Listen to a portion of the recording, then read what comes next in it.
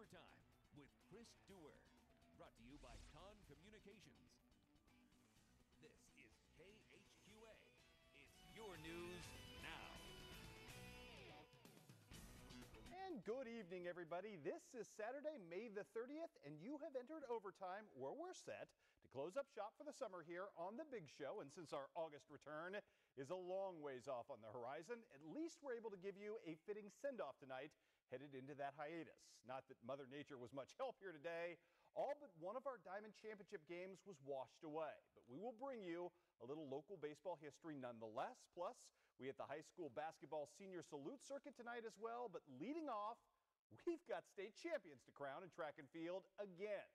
Granted, we got a little spoiled in that department last weekend with the Illini West girls, the Monroe City boys, Denise Blackwell et al. But enter the Tri-State's best throwers, shot and disc today. And in Charleston this morning, Illini West Blaze Murphin wasted little time setting the tone. First event out of the gate today, and Blaze Murphin was on it. He essentially won this thing on Thursday. Second throw of the day went 58. This 59, 8.5 inches. That's a monstrous throw. That is better than 5 inches, better than anybody else in the meet. And Blaze Murphin is your state champion, and he's pretty thrilled about it. I came out, went 55.08, pushed the lead a little farther, and I got with Don, and he was just like, you know what, let's just go for it. Let's chase after it.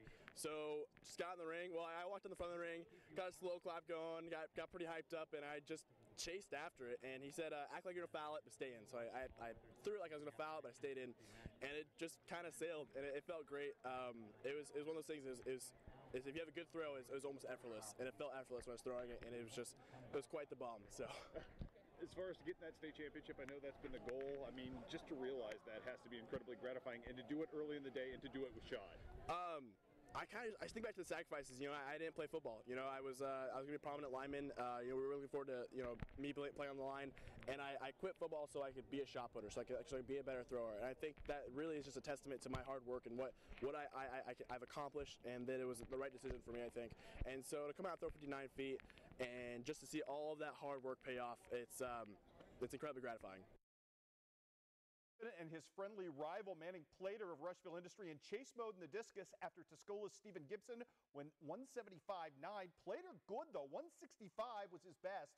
That was good for third place for Mr. Manning Plater, who will probably win this event coming up next year. Mr. Murphin, just a little bit better. So he had a first place in the shot. This was for, well, he set a better throw earlier in the day, but he ended up with a 173.10, good for second place. Good day for both of those gentlemen. We're stuck with the highlights here for 1 second. By the way, nice hug between those two competitors who have gone at it all season long. Second and third place, good for the area. And in Class 2A, pardon the humidity issue with my camera, it was pretty bad over in Charleston. This is Jacksonville's Gabe Meganson ending his career with a throw of 155.03, good for 8th place. So congratulations to that young man. Track and field career is over, but I think he'll do a little with Illini football the next couple of years as well. Congratulations to him. Let's move you over to Missouri. The throwers good there as well. Boy, what a great weekend for throwers. And we're talking about another football prospect who can shot put it like nobody's business. Dylan Powell of Hannibal, the junior, with a throw here of 52 feet, 2 inches. Good for a 5th place finish for Dylan Powell. He's got another year to go. In good company today, but 5th place in a loaded Class 4 bracket. Pretty impressive. Meanwhile, let's take you down to the Class 3 bracket. As we skip the video, go to the next bracket of video here, and you're looking at Matt Frankenbach from Palmyra. Throw of 51.04 today. Now, everybody here was essentially throwing for second place, but only Matt Frankenbach would get it behind Nate Squires of California, who threw 57.6. But Matthew Frankenbach with a final throw of 51 feet, 4 inches and a quarter, good for second place. That young man, a promising young thrower as well. Congratulations to Matt Frankenbach showing out. And I talked about the joy of throwers in our area this season. They're not alone, and it wasn't just the men. Jessica Roberts ending her career in fine fashion as well with a 7th place finish in Class 3 today. Good for her, over 100 feet as well. Lots of good throws, or I believe that was in the disc today that she ended up with 7th place, so congratulations to Jessica. I'll double check that. I think that's mistaken, but great throwing career for Jessica. 7th place finish in the state nonetheless. Also want to pass along our congratulations in Class 3 as well to Kelsey Finley of Bowling Green on the running side of things today. Finished 5th in the 800 meter, which glory happened in the throwing pits for defending IHSA 200-meter state champion Jacob Scholl of Illini West. This was to be the swan song of an incredibly decorated high school career. But the day got off to a bit of an uneven start. Through no fault of Jake's, a nearly 2-hour rain delay in Charleston halted action at O'Brien Stadium. Just as Mr. Scholl was stepping to the line to run the 100-meter dash, he was put on ice for 2 hours. When the weather window finally opened back up, Scholl had to jump right back into the blocks and contend with an incredibly fast field, starting essentially cold on the day. We'll take you to that 100-meter race. Mr. Scholl in lane 3, running next to, well, the defending state champion, Mr. Marcus Sitko, who runs in 10:65. You're looking at Scholl now behind, ran a time of 11:07. That was good for 7th place. I know Jacob wasn't real happy with that, but I tell you what, atonement would come very quickly for him. This is the 400-meter. Jacob going to line up in lane number 5. Started off, looked nondescript out of the start. He had a tough start out of the blocks in the 100-meter, but check him kick it in the 200-meter mark to finish this lap and finishing it strong, holding off Jordan Powell of Elmhurst. Boy, Jacob Scholl was good today. Time of 48.72 to win his first 400-meter title. Good for him there. Also won the 200-meter title last year. Big day for him as well. Came back in the 200-meter, couldn't defend, but finished second to Andre McGill, who ran a time of 21.73. That is smoking fast. Jacob Scholl, no slouch at 22.01. Good for second place as well. He also had a 5th place finish along with Connor Artman, Carson McKee, Jace Norman in the 4x100 meters. So really a good day for Illini West, and let's underscore that on the boys' side. The girls last week win a state championship. The boys this week end up finishing second to a really good Tolono Unity team who amassed 53 points. Illini West, the only other team in the field to amass more than 40. A lot of that Scholl and obviously Murphin, who had big days as well in that relay team. So congratulations to all involved. A couple of other medalists and news and notes to pass along from the state tournament over in Charleston. Congratulations to Dustin Winchin of Pittsfield, who finished 9th in the 110-meter hurdles. Also today, the Jacksonville Crimsons, that a team of Evan Wygand, James White, Noah James, and Dylan Miller. Pretty nice finish in the 4x4, 7th place overall as a team. I believe that is a new school record for them. So congratulations to those gentlemen. Also medaling out today, the Camp Point Central long jump contingent of El Hair Saldana and Shellico Thompson finishing 9th and 10th respectively. And in the 2-mile today, Corey Miller leading the pace locally with a 12th place finish. Want to mention Lucas Boer as well. Had a tough and difficult decision to make. He is a part of that fine Liberty baseball team that was supposed to play for a sectional championship today. Because that baseball game was rained out, he gets to play in both. Now, didn't have to choose after all. So he ran the 3,200 meter today, will play in that sectional championship on Wednesday. Good to see that happen to Lucas. Good kid, deserved better than that. And back over in Missouri today, big story as well for Mr. Brandon Hackamack. His sister, a wonderful track and field athlete. I tell you what, Brandon has carved his own wonderful legacy as well. Capping it off today with a 3rd place finish in the long jump you saw yesterday, also in the top 10 in the triple jump. Good for Brandon Hackamack, great kid. 3rd place in the long jump in great competition in Class 4. That is a very impressive finish indeed. And let's move on to the diamond for our 4 remaining state championship hopefuls, but only one of them, Illini West, was able to find a weather window today to contest its sectional championship showdown with Tremont. Well, after being twice pushed back this afternoon, starting from 10 to 1 to finally 3:30, the Chargers were seeking their first ever sectional title and smartly sent Mr. Colton Mellinger to the hill today in that quest, and he was absolutely brilliant and well supported in this one. Let's start it off in the first inning. The Chargers wasting no time building a lead, and that was important. Nolan Ard, the deep shot to left field for a double. That would set up Mr. Peyton Porter. And I don't want to oversell this too much, but a very emotional day for Peyton Porter playing on his late father's field. And it was nice to see him show up big time today with a couple of RBIs right there. Porter with a sac fly scores Mr. Ard, made it 1-0 at this point. And I tell you what, Illini West was going to take advantage of that lead because Colton Mellinger was absolutely dealing in this game. Set down 11 consecutive Tremont batters at one point. Strikeouts aplenty as well. Tell you what, actually check that. 12 consecutive batters at one point. Mr. Mellinger with a strikeout here as well. 5th inning, IW going to threaten again in this one. Braden Bennett doing Braden Bennett type things. Little chopper shot right here. Beats a throw at first, and Mr. Ard gets to 3rd. That sets up Peyton Porter again, the master of the sacrifice fly. Mr. Ard going to score on that to extend Illini West lead out here to 2-0. Tell you what, Porter chased that out of the zone, still managed to get it up and do the job. And then in the 7th inning in this one, the floodgates literally and figuratively would open in this one as IW is going to put this game out of reach. Mr. Bennett with a pop-up that's going to somehow fall in Bard's going to score again. He scored 3 times today, made it 4-0 at that point. The insurance runs would follow. Colton Mellinger is going to help out his own cause right here. He can hit the ball a little bit as well. Melly going to step to the plate right here and drive in a pair more in this one. Just kind of a seeing eye single at that point. Made it 6-0, and then Colton Mellinger going to close out his own effort. Complete game shutout in the postseason in a sectional championship game. That is huge from Mellinger. Great piece of pitching right there. 6-0 your final. Illini West on to the super sectional. Zach Houston likes what he saw. First sectional title, big old rectangular plaque.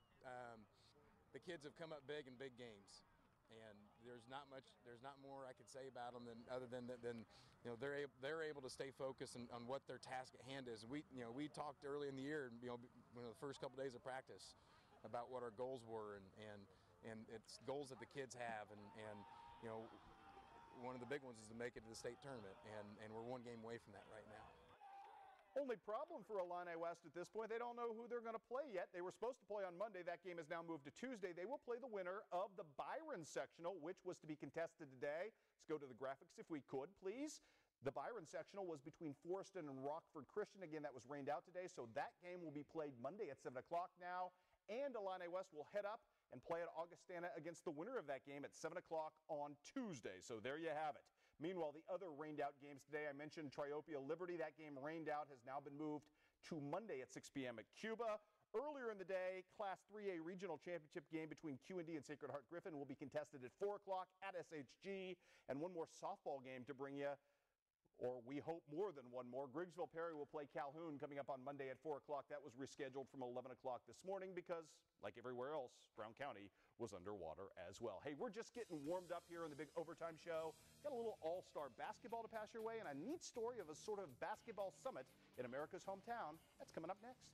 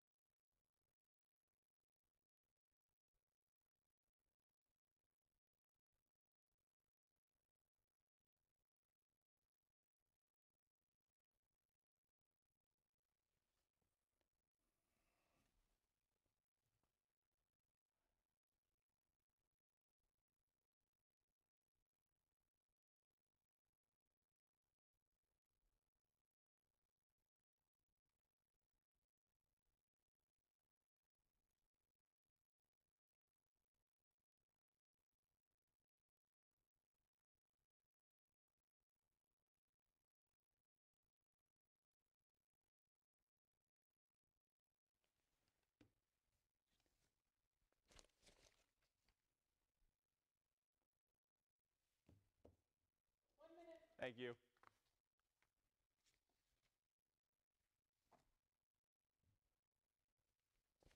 So where are you going this summer?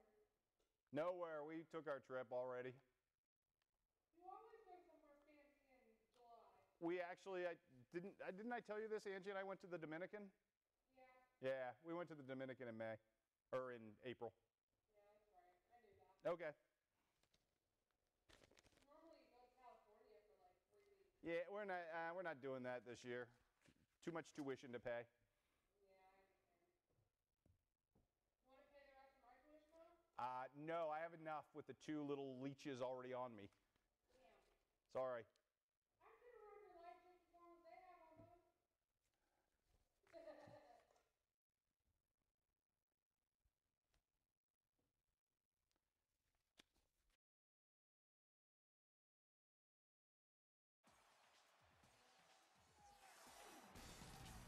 You're watching KHQA Overtime with Chris Dewar.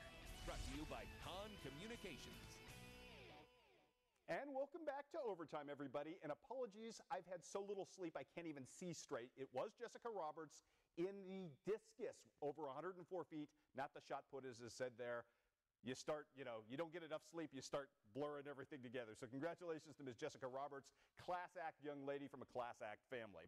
All right, summer is upon us, and that means that the high school basketball senior salute circus is also upon us. We tipped off the festivities tonight in Kirksville with the 28th annual Northeast Missouri's Officials Association All-Star Game. Boys side, blue versus red. No rhyme or reason to the teaming, but we did get to watch Austin Richmiller, Team Red, hook up right here with Bailey Johnston from Scotland County. Early bucket, Team Blue, though, strong. Gabe McKenzie doing Gabe McKenzie type things from the distance range right there, knocking down the three. Then Cameron Durst going to hook up with Mr. McKenzie again. Pretty step back, won't fall. But you know what? When you're missing a step back like that, it helps to have a 6'9" guy underneath the basket. Mr. John Murray from Macon with a putback right there, making it easy. More from Canton's faction in this one. Mr. Cameron Durst, oh, the hard head fake right there. Easy take.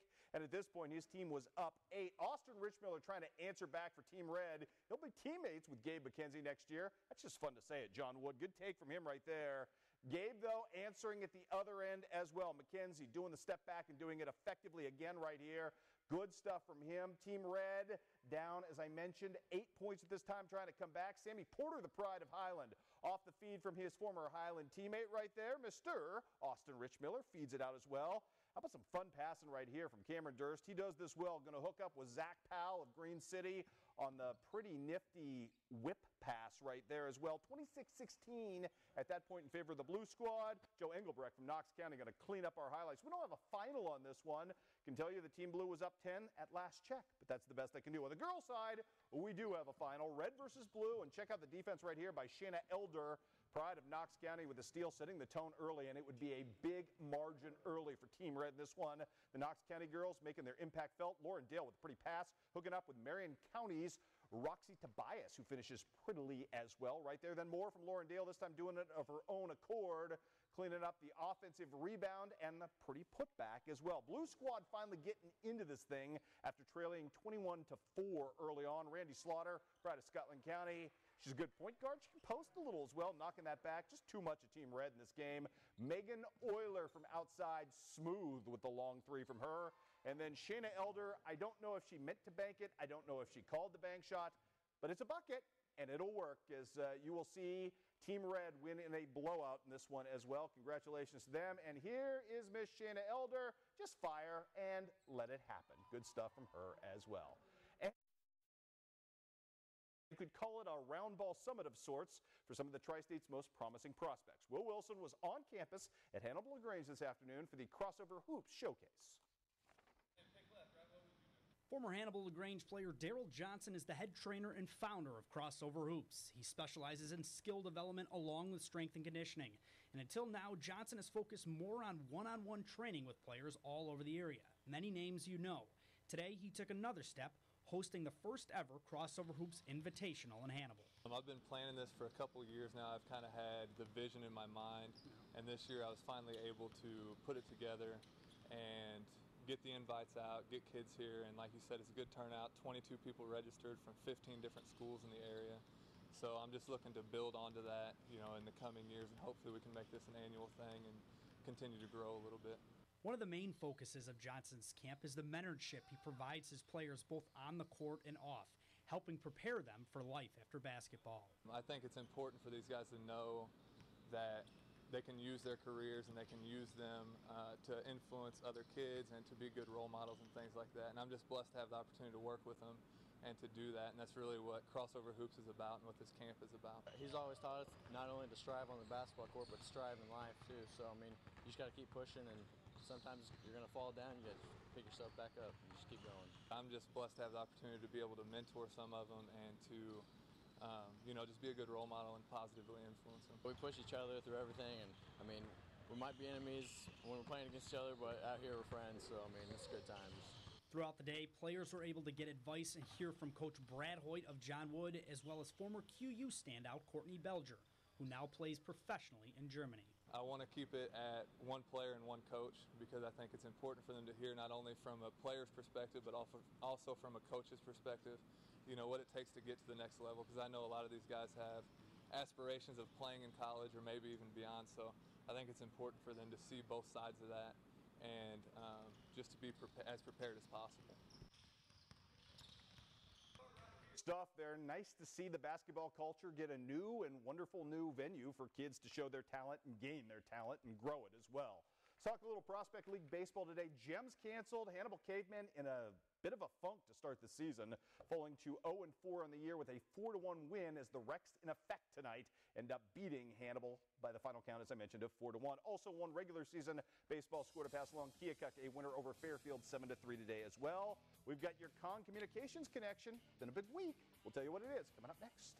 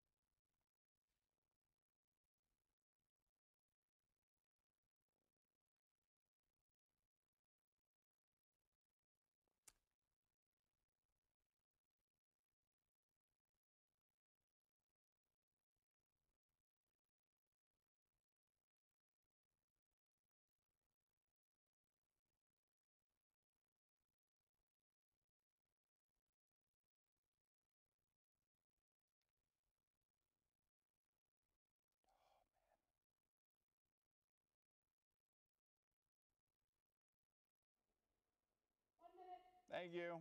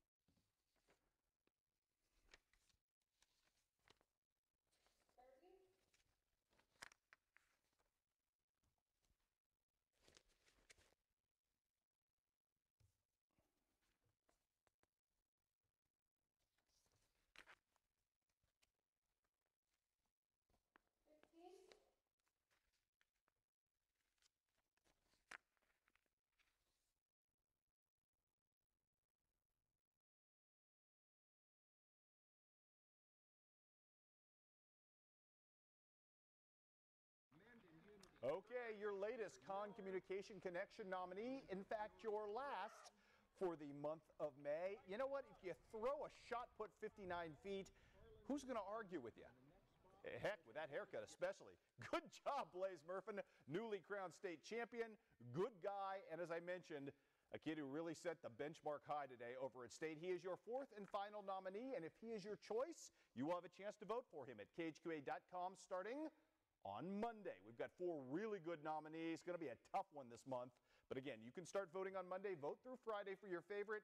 Anyone who votes is eligible to be selected at random for a prize package from Con Communication. Your nominees, Eli Johnson from Highland Baseball, who threw out the first pitch in a game of his own honor after battling gamely against brain cancer and doing a wonderful job in coming back. Ashley Wensing from Quincy Notre Dame, who fashioned back-to-back perfect games. Also, Mr. Jonathan Shuck, a state champion in his own right, who set a new school record in winning the 800 last weekend. And Blaze Murphin, who is a state champion this weekend as well. As I told you, very tough competition. Voting begins on Monday. One other note to pass along, Luke Guthrie made a splash, got as high as 3rd on the leaderboard today, fell back a little bit with a couple of bogeys late, but enters the final round of the Byron Nelson, currently in 18th place, 6 strokes off the pace, shot a 267 on the day, and we'll have more overtime for you coming up after this.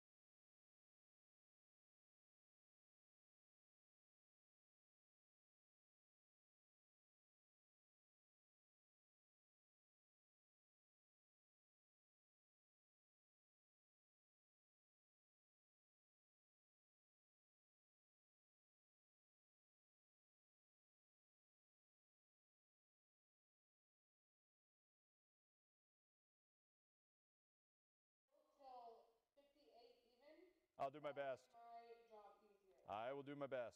Okay.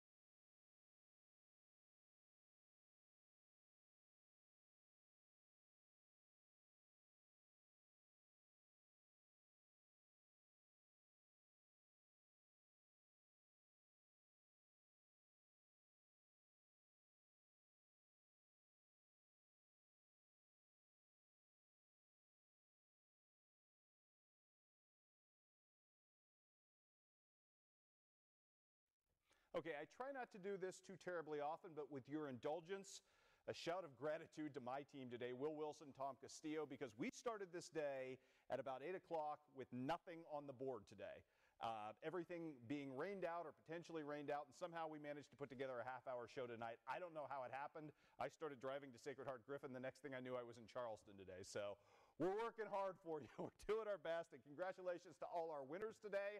Hopefully some more of them on Monday, and a long run of baseball coming up next weekend. Hey, congratulations to the track and field programs, particularly in Illini West, Monroe City the last couple of weeks with the big-time showings. Illini West, boys and girls, just unbelievable. Great coaching, great kids, so congratulations to all of you. We've got more coming up next week. Hey, it's been fun, everybody. Overtime returns to you coming up, August. So we'll see you then. But for now, enjoy the wrestling.